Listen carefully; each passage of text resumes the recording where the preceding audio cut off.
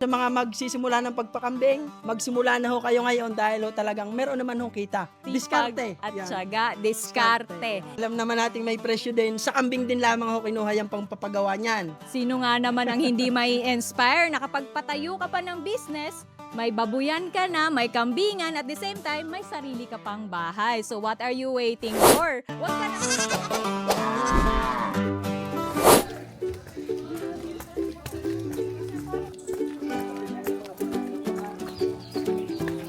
Kami naman ang mas priority sa inay.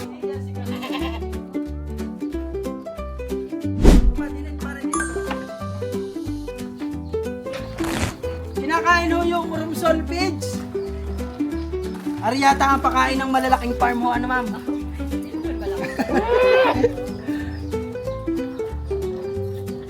Ayan, makikita nila ang ating nasa baba, mga upgraded.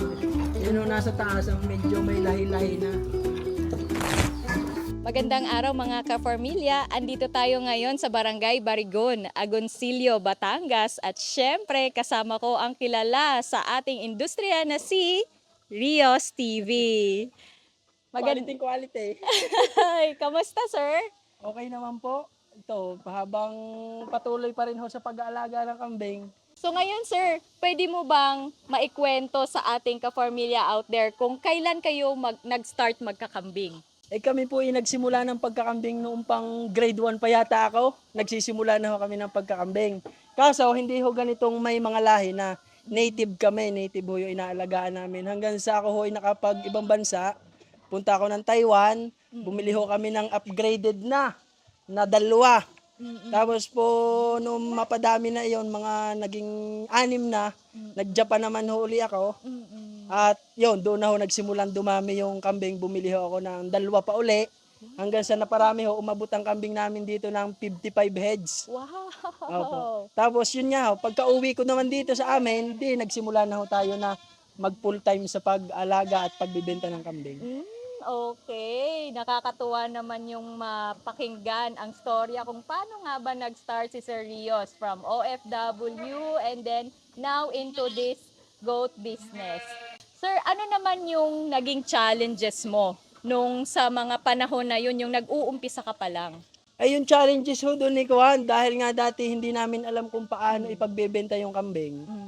Dahil pagdadalhin lang namin sa mismong yung namimili-mili lang ho dito, medyo mura-mura.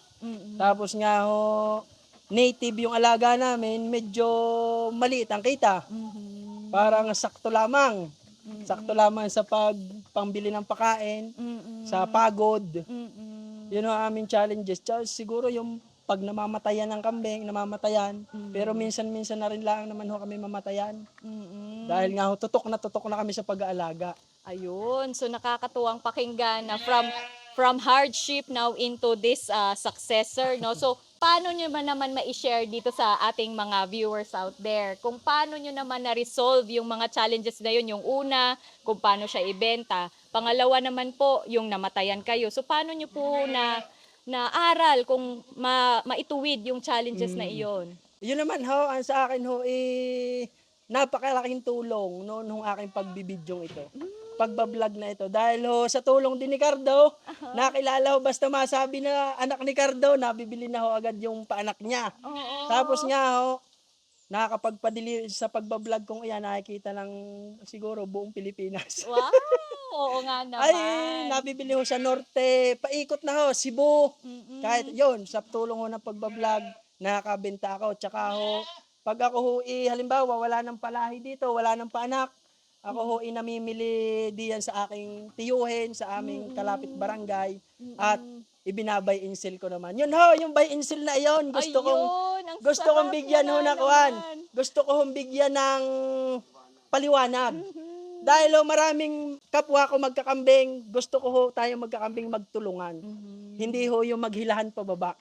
Dahil ho, yung nakikita kong nakapost, pag ho buy insel na, sinasabi nila na, wag na kayong bumili dyan sa buy insel na yan dahil hindi nila nararanasan yung hirap.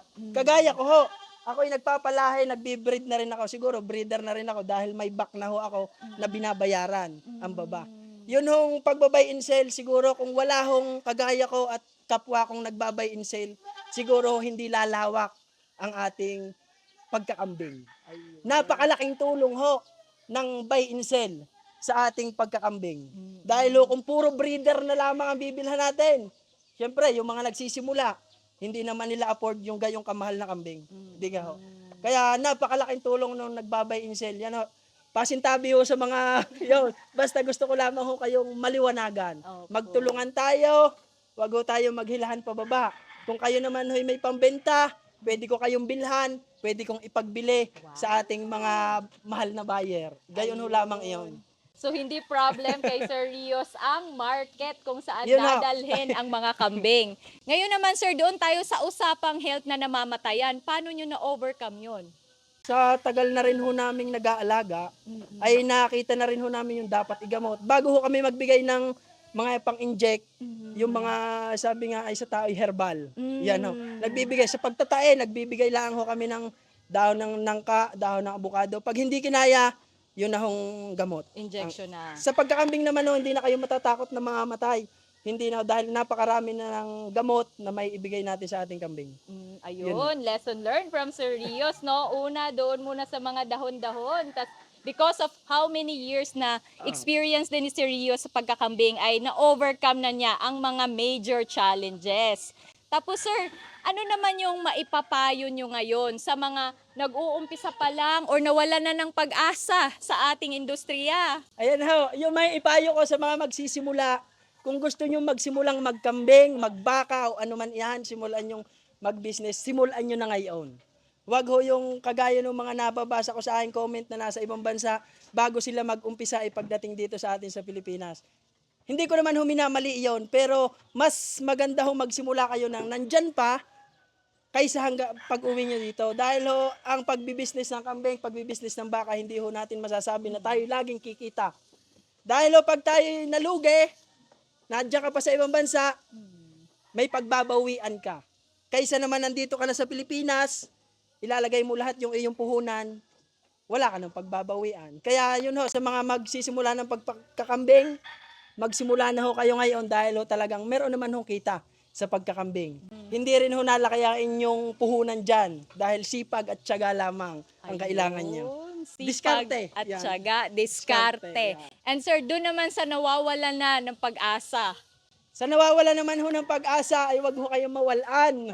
At ako ho ang magsasabi na ang pagkakambing ho ay may kita pa. Meron pa hong market. Napakarami pa ng bibili ng kambing. Kung wala sa karnihan, no, diga, wala hong problema sa sa pag-aalaga ng kambing. Napakaraming market pa.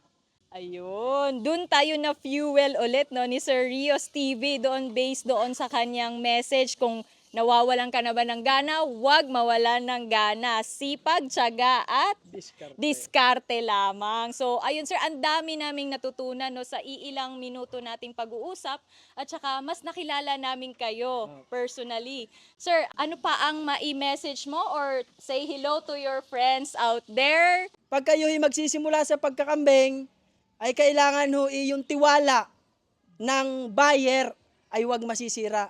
Dahil ho yung pera, napakadaling hanapin. Magsipag ka, magpawis ka, may pera.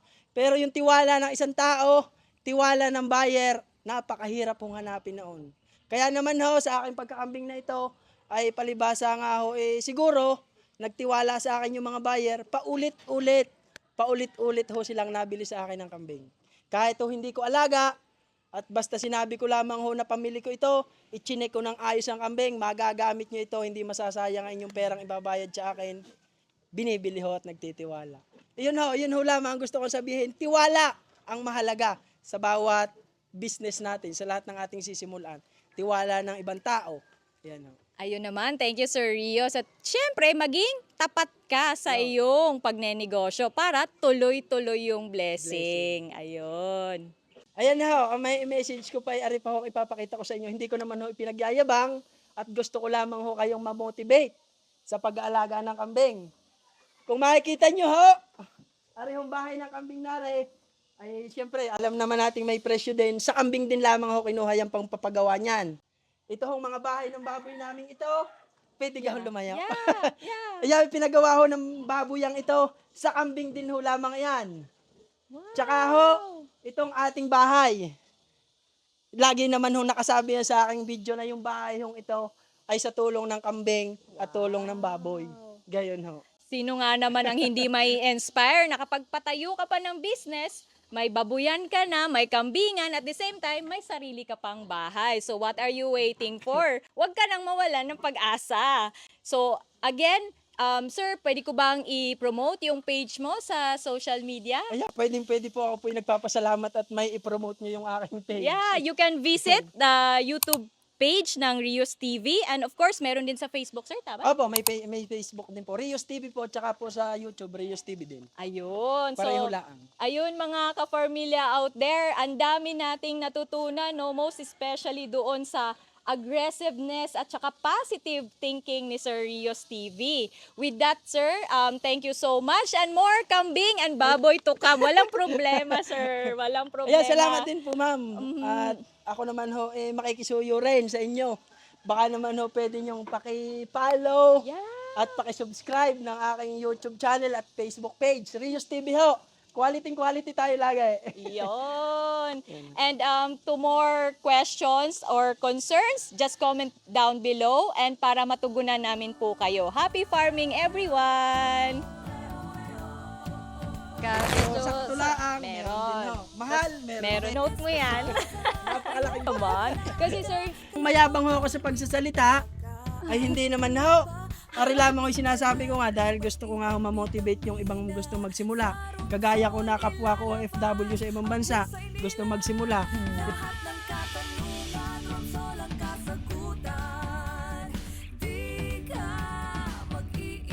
talaga si Carlos. Ikaw pala probinsyano eh. Probinsyano pala to girl.